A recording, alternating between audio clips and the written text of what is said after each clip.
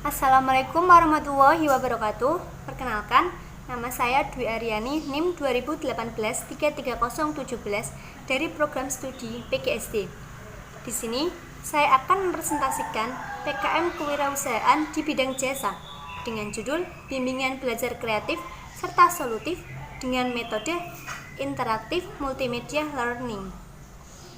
Nah, ini latar belakangnya. Usaha pemerintah untuk meningkatkan kualitas pendidikan di Indonesia semakin gencar dilakukan, mulai dari program wajib belajar 12 tahun hingga pergantian kurikulum belajar di Indonesia. Kurikulum pembelajaran pendidikan semakin meningkatkan, yang mana materi diajarkan semakin bermutu dan membutuhkan konsentrasi yang lebih bagi para pelajar. Akibat tingginya tingkat kesulitan materi, saat ini dapat membuat siswa semakin tertekan. Nah, menurut Yuniarti 2011 mengatakan bahwa tekanan yang dirasakan siswa akibat kesulitan belajar dapat menjadikan siswa lebih berorientasi kepada nilai, bukan ilmu. Nah, hal ini dapat membuat siswa yang mencontek untuk mendapatkan nilai yang bagus. Banyak siswa mencontek ini menggambarkan bahwa siswa tidak menguasai materi atau susah untuk menyerap ilmu yang sedang dipelajarinya. Sedangkan menurut Novianingsih 2012 mengatakan bahwa materi pelajaran siswa sekarang semakin rumit. Beban pelajaran anak SD sudah seperti beban pelajaran SMP pada zaman dahulu. Nah, oleh karena itu, melalui program kreativitas mahasiswa ini akan dicoba memunculkan suatu tempat untuk bimbingan belajar yang menggunakan konsep yang berbeda.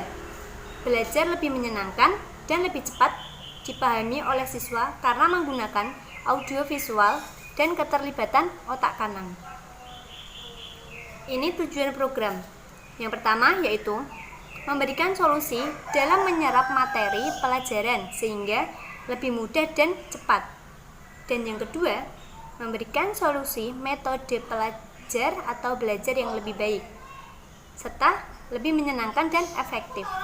Yang ketiga, mengubah mindset pelajar bahwa materi pelajaran itu tidak selamanya sulit.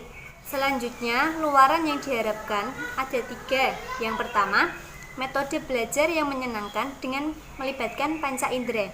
Yang kedua, metode belajar yang akan menjadi pilihan pelajar dan akan dipakai di tempat belajar lainnya.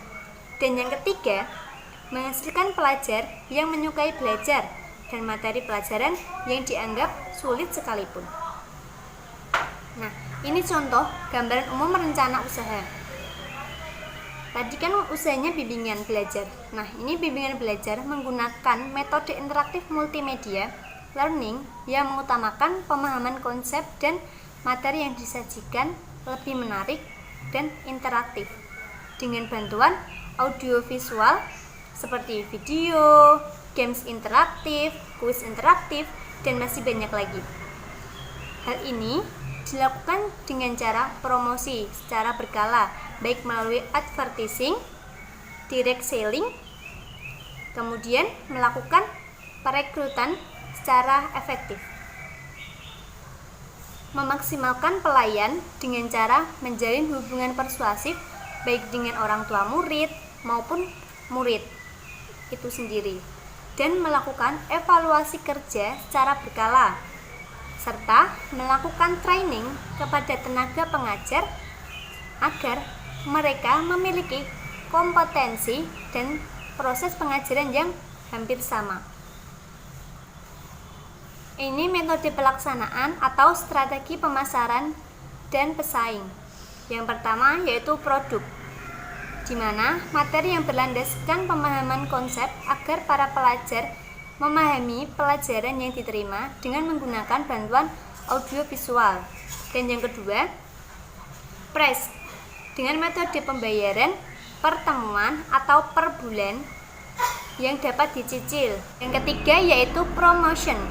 Promotion dapat dilakukan dengan cara advertising atau iklan, personal selling atau public relation. Dan yang keempat yaitu people, di mana kriteria sumber daya manusia meliputi pengalaman dalam bidang mengajar, berkomunikasi dengan baik, serta sabar dalam menghadapi anak-anak. Dan yang terakhir, yang kelima, yaitu proses pengajaran meliputi pengajaran interaktif, penyajian materi dengan bantuan audiovisual, serta melakukan pendekatan dengan peserta didik. Nah, itu tadi presentasi PKM dari saya. Cukup sekian dari saya. Terima kasih. Wassalamualaikum warahmatullahi wabarakatuh.